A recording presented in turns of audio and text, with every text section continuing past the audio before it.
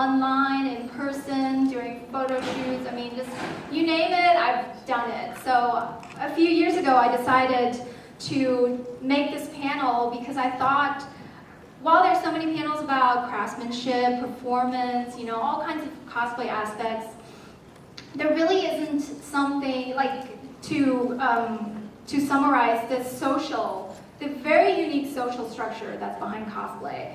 And from the first time I did the panel, I realized how many people are really interested in that. It seems like we all kind of long to find out, like, what draws us to do this, you know, to dress up on the weekends and spend a ton of money on these costumes and be in pain and hot and wearing wigs. I mean, just crazy stuff.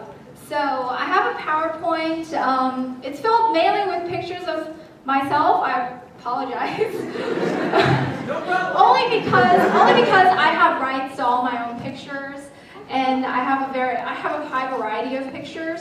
But if I do this panel again, I will try to get permission from other cosplayers and photographers to post their pictures. So, all right, introduction is why do we cosplay? I always like to start off. Show of hands, who in this room cosplays? That's a great number. I would like to see every hand up next year. How about that? Okay? Because I hope that by the end of this panel, you're all going to want to cosplay. And I've always wondered, and I've talked to many friends, like, what are the different reasons? And some of the things we've come up is, it is an escape from daily life. It is for us to kind of be different on the weekends, and we're not just limited to Halloween being one weekend out of a year. There are probably close to 300 conventions just in the United States alone every year, and that's only 52 weekends out of a year. So every weekend there probably is a convention going on. So that's an opportunity to dress up and sort of be your inner geek, so to speak. For me, what drew me to cosplay in the first place is the love of character. And because I fell in love with a character, I thought, you know, that character is just so awesome. And I used to do a lot of fan art, and that was my way to express how much I love the character. But after I discovered cosplay, it was like, oh, now I can be that character. So that epiphany really, it really stuck with me, and still to this day, it really sticks with me. If I connect with a character, you know, I will do everything I can to become her. How do some of you feel? I mean, I always like to ask, you know, a couple other people's opinions on why they cosplay. Any hands? Okay, I see one up. Great. Can I take your picture? Yes. That's I think a really great reason why we cosplay. You know, right? If we didn't want the attention, and if we didn't want the showmanship of being in costume and showing off our hard work, you know, why else would we, you know, do it? I mean, I feel like if you don't cosplay for attention a little bit, you know, you're maybe not completely honest with yourself, correct?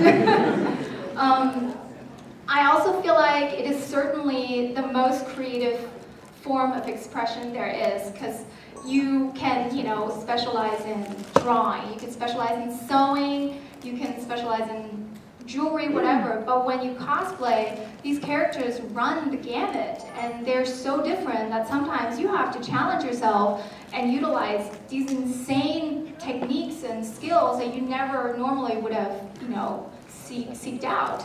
I mean, I've learned so many different skills just from, you know, wanting to cosplay a character and be like, how do I make that happen? How do I make wings? How do I make, you know, armor? And how do I sculpt and cast a piece out of plastic?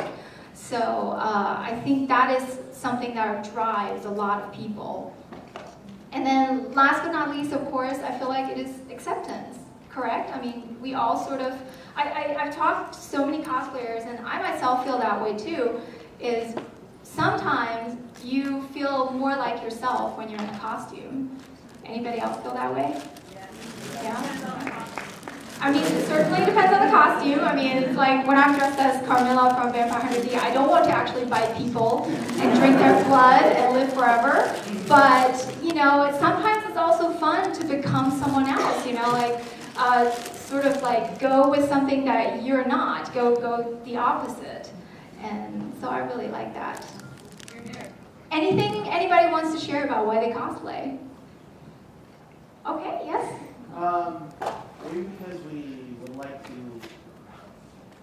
to embody those character traits which we admire from this character we cosplay as.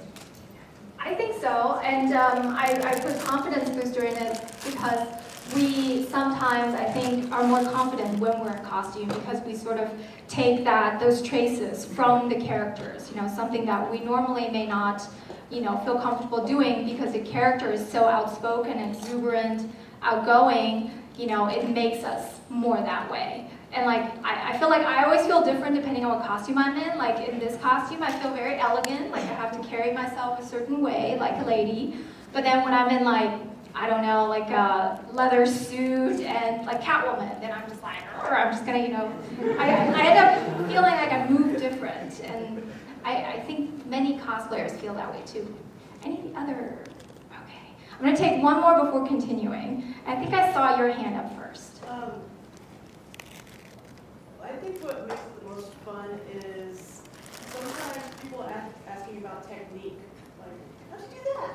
Mm-hmm. Yeah, definitely. The craftsmanship aspect, and you can think outside the box and use something totally out of left field that is not conventional, but it's all okay because it's all art. It's definitely interesting though when I have to go, you won't believe how many people that are doing this. Been there, done that. Absolutely. All right, continuing on. Well, what will we talk about in this panel? This is just kind of, we're kind of doing that already, so let's move on because we only have an hour.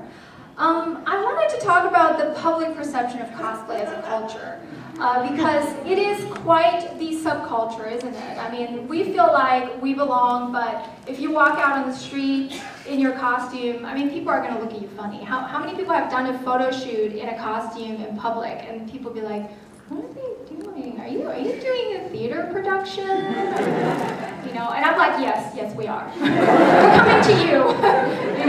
Look for us in your local theater next week. So,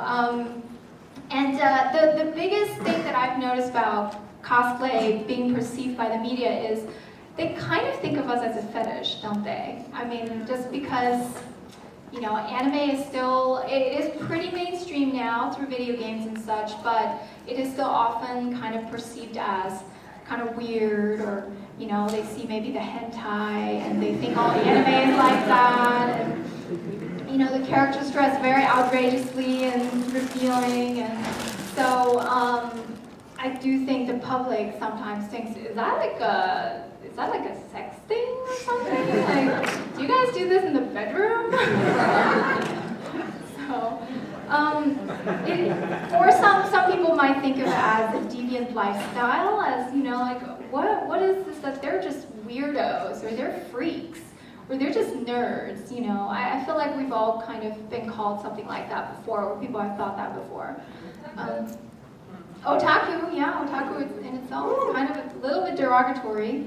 I feel like a lot of parents maybe think of it as a waste of resources, and maybe think of it as a waste of time for their kids. Like, what are you doing with your life? You're just like spending all this money going to conventions and dressing up weird.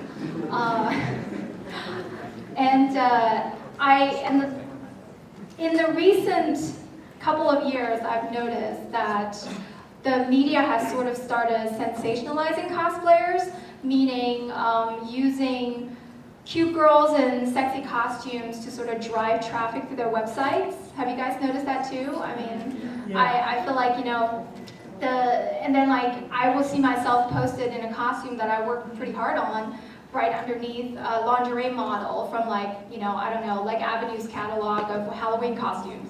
I'm like, okay, that may be a little bit different there, there's like, so that is something I've definitely noticed in the recent years. Anything anybody wants to add, any experiences? I will be asking all of you to participate, just so you know. So start getting those hands up, and all right. I see a hand in the middle, lady in, yep. My mom, when I started liking anime and starting to become the anime, I saw my mom was totally confused on what it was. She thought it was Satan worship.